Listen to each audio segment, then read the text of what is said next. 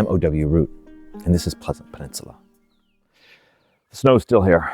It is 25 degrees, but the sun is shining, the sky is clear, and the birds are chirping. It's a beautiful day. It's cold, but it's beautiful.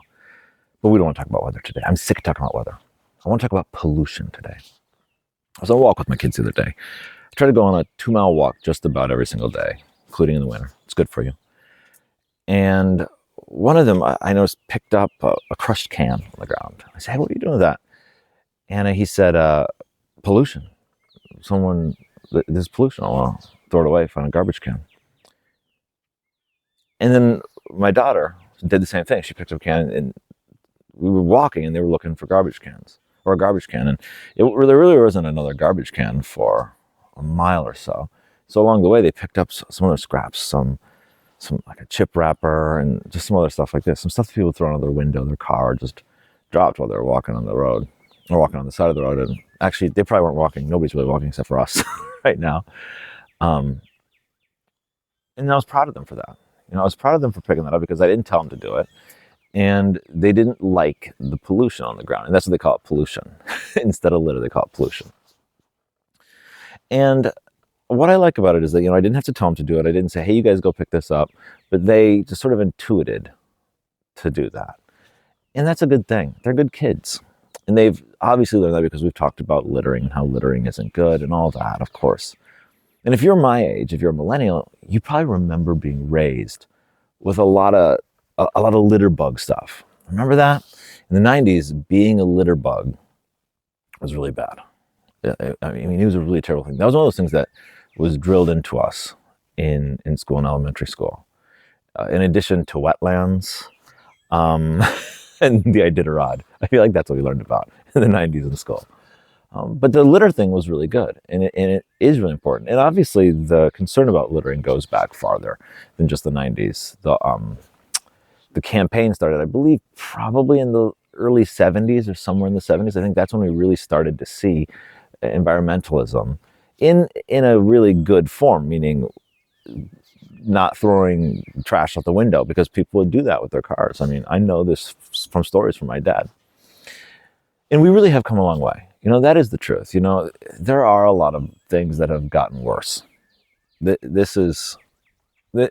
can talk about that. There are things, whether they're concerns about technology or just things in society that are depressing to us who have been alive and aware for more than 25 seconds. But there are some things that have gotten better. And littering has gotten better compared to, say, 1960. People did litter more. The lakes were actually, some of the lakes were pretty polluted at one point in time. I mean, there's a famous story of Lake Erie catching on fire or something like that. And I asked my parents one time, how much would someone have to pay you to swim in Lake Erie? They said $1 million. $1 million bucks. Lake Erie is beautiful today. I know it's not polluted. You can swim in it. It's fine. But it's hard to get over the catching on fire thing.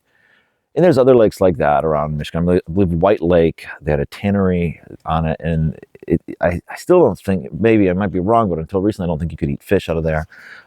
There's a whole bunch of stuff like that. And so there are a lot of things that are concerning and things that are not as good as they used to be. But some things are better. We don't litter as much. We don't actually pollute in that same way. And that is good. Us learning about litter in the 1990s, right after the Iditarod, obviously did something. And it's trickled down.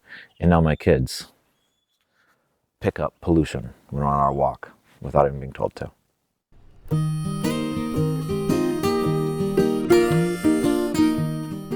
Deep in the bowels of Benzie County, there's a road, a strange road where you roll uphill. Don't believe me? You can see for yourself. Let's roll that video. It looks like I'm going downhill, doesn't it? Well, I'm actually not. This is Gravity Hill on Putney Road in Blaine Township. What you're seeing is caused by an optical illusion, an obscured horizon and disorienting surroundings, all of which together lead to our eyes being tricked. We think we're going downhill as we head south on Putney, but if we stop, put our car in neutral, we start slowly rolling backward toward Joyfield Road, toward where we came from. Local lore says that you're actually rolling back toward the church, which is drawing sinners near to repent. Whatever it is, Gravity Hill on Putney Road is odd, fun, and just pretty weird. It's fun to put the car in neutral and feel yourself roll backward uphill toward the church. It makes you feel pleasantly disoriented, if that makes sense. In a world where we are able to generally trust our eyes and feel quite certain of things around us, it's actually pretty fun to feel your senses being a little confused as you head south on Putney. It's fun to be caught in that place of skewed perception, to let our eyes be deceived and just sort of laugh about the fact that it's weird. Life is weird. That's so weird, isn't it? It really is weird. I know that the video doesn't even convey it, though the video does convey it to some degree. But as you are looking south, down Putney, you saw it right in that first shot, or the second shot, it really does look like you are going downhill. It genuinely does. It appears as if you're going downhill, and you are not. You're going uphill.